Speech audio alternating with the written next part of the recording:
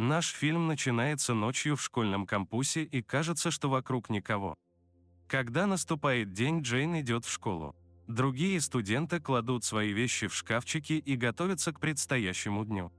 Ее друзья идут по коридору, и Меррит приходит поговорить с Джейн и посплетничать о другой ученице, а затем критикует ее внешний вид. В классе все получают результаты тестов. Джейн единственная, у кого исключительные результаты. Меррит спрашивает учителя мистера Аунспаха, когда будет пересдача. Он ставит задачу, и только Джейн способна ее решить. Остальные ее одноклассники ошеломлены, но Аунспах говорит, что это доказывает, что пересдавать не нужно, но остальная часть класса жалуется. Он продолжает урок по плану. Во время перемены мы видим, что устанавливаются камеры видеонаблюдения. К Джейн подходит мистер Аунспах и поздравляет ее с работой. Он говорит ей, что ей не следует стыдиться своих талантов. Меррит наблюдает и позже спрашивает Джейн, нравится ли он ей. Джейн отрицает это, и Меррит просит ее сказать ему остановиться. Она просит Джейн использовать свое влияние, чтобы заставить его позволить пересдать классу, и говорит ей, что ее мать рассердится на нее, если она не попадет в Принстон. Джейн соглашается попробовать. На уроке физкультуры ученики проходят прослушивание на роль талисмана. Эрик не может подтянуться ни разу, и над ним издевается учительница миссис Раковски. В течение дня Джейн настаивает на том, что на самом деле она не читала и не училась, а все ее друзья злятся на нее. Парень по имени Элис хочет перестать об этом говорить и вместо этого предлагает поговорить о том, как в пятницу вечером совершить набег на тайник с виски миссис Раковски. Джейн спрашивает, а как насчет новых камер? Когда они думают, как их избежать, Джейн говорит, что их можно взломать. Студентам напоминают, что некоторые клубы сегодня днем отменены из-за установки камеры, а также, что новые ворота безопасности будут активны в течение следующих 20 минут. Джейн заходит в класс мистера Аунспаха. Она смеется над талисманом на столе, прежде чем он внезапно появляется. Она спрашивает о пересдаче. Он спрашивает ее, сколько она готовилась к тесту. Он предполагает, что она вообще не училась, и думает, что она боится того, что ее одноклассники думают о ней. Он хватает ее сумку, и канцелярские принадлежности выпадают. Он говорит ей, что жалко, что она тусуется с остальными только для того, чтобы она им нравилась. Он говорит ей, что у нее есть дар, и она не должна его потратить. Она в панике выходит из класса и из школы, явно потрясенная и расстроенная. Она звонит Меррит. На следующий день Джейн спала под деревом, прежде чем прийти в школу. Разговаривая с Меррит, она спрашивает, думает ли она, что он что-нибудь с этим сделает. Они разговаривают с директором, и Джейн сообщает ему, что мистер Аунспах сближался с ней и был зол. Директор пытается оправдать такое поведение, но Меррит вмешивается, чтобы поддержать свою подругу, угрожая рассказать об этом губернаторам. Из-за этого Аунспаха уволили из школы.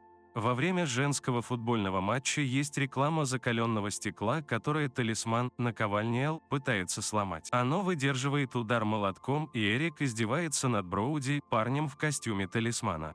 Джейн все еще беспокоится, что может случиться что-то еще, но Меррит уверяет ее, что все будет хорошо. Когда игра заканчивается, Джейн становится параноиком из-за того, что парень в костюме талисмана – мистер Аунспах, но он снимает голову и показывает, что это Броуди.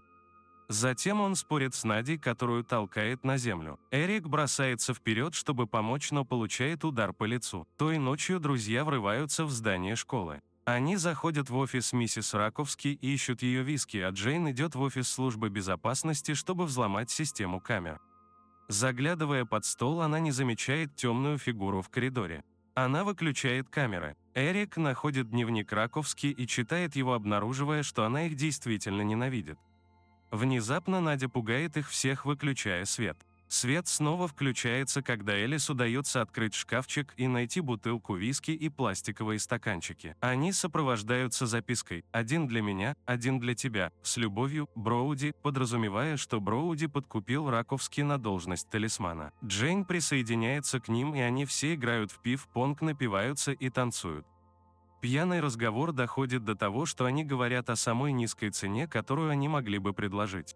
Заплатить, чтобы убить кого-то. Меррит ненавидит свою мать и говорит, что $20 000 самое то. Джейн думает, что всегда есть мирное решение, но Надя говорит ей, что она наверняка убила бы кого-нибудь, если бы они причинили ей боль.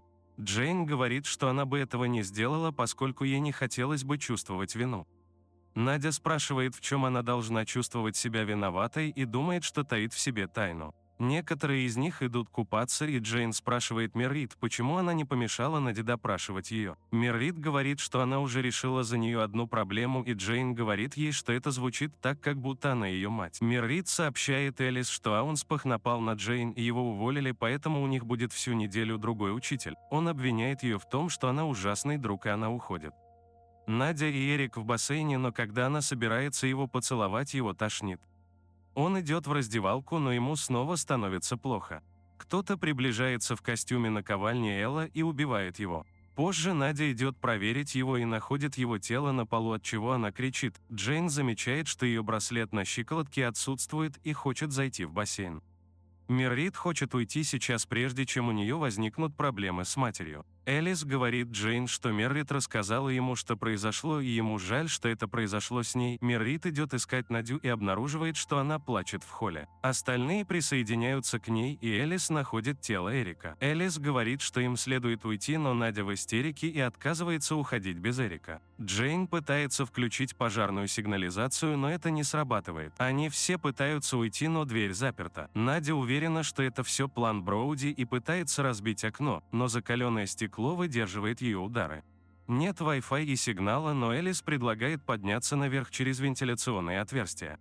Он и Надя вступают в ссору, которую Меррит приходится прекратить. Надя решает пойти и найти Броуди и испортить ему жизнь, но Джейн предлагает просто подождать до утра.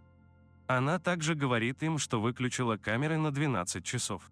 Меррит говорит, что если она найдет открытую дверь, то пойдет прямо домой. Они начинают искать выход. На кухне Надя видит силуэт и идет исследовать, но это всего лишь пальто. Элис спрашивает, а что если это Раковский, а не Броуди? Он помнит, что Эрик нашел ее дневник, в котором говорилось о них, но Надя уверена, что это Броуди. Джейн проверяет свой шкафчик и находит записку с надписью «Примите к сведению на этот раз». Она присоединяется к остальным, и они обыскивают театр. Джейн показывает Меррит записку и говорит ей, что, по ее мнению, это Аунспах. Меррит говорит, что ей все равно, и она просто хочет уйти оттуда. 4 друзей вместе идут по коридору, когда внезапно начинает играть музыка через акустическую систему. Надя взывает Броуди перестать быть психом, но внезапно позади них появляется наковальня Эл. Некоторые ворота безопасности начинают закрываться, и они бегут, чтобы перебраться на другую сторону. Надя намеренно сдерживается и идет противостоять Аллу. Она обвиняет его в убийстве Эрика, а он размахивает кувалдой и убивает ее. Меррит вывихнула лодыжку, и Элис и Джейн приходится помогать ей идти. Они заходят в класс и пытаются забаррикадироваться внутри. Пока Джейн и Меррит разговаривают, Элис начинает плакать. Джейн пытается отвлечь Меррит от мыслей, рассказывая о походе, в который они отправились когда-то. Меррит говорит ей остановиться, и она уходит. Она входит в темную комнату, и к ней присоединяется Элис. Там висят их фотографии, а за ними приближается Эл.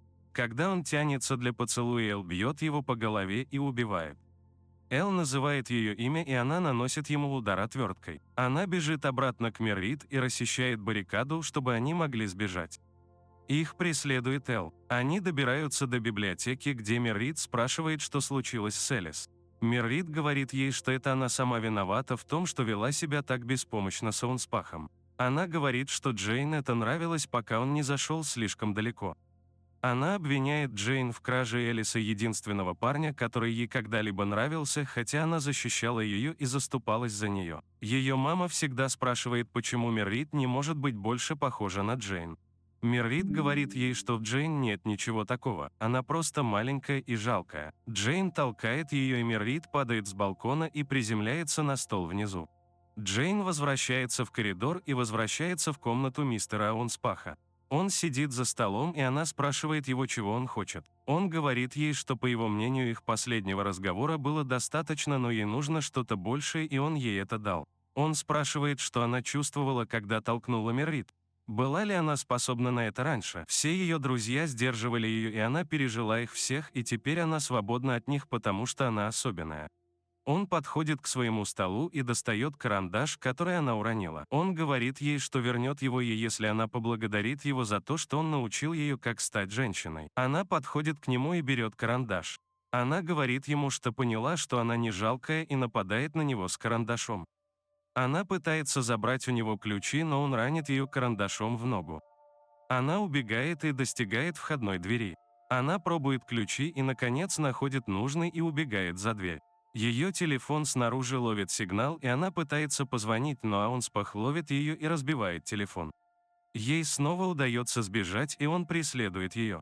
Она взбирается на дерево и держится за ветку. Она слышит, как он приближается, и когда он проходит рядом, она прыгает с дерева и приземляется на него. Она хватает кувалду и убивает его. На следующий день Броуди просыпается в своей машине. В зеркале он замечает окровавленную Джейн, идущую по улице и тащащую кувалду.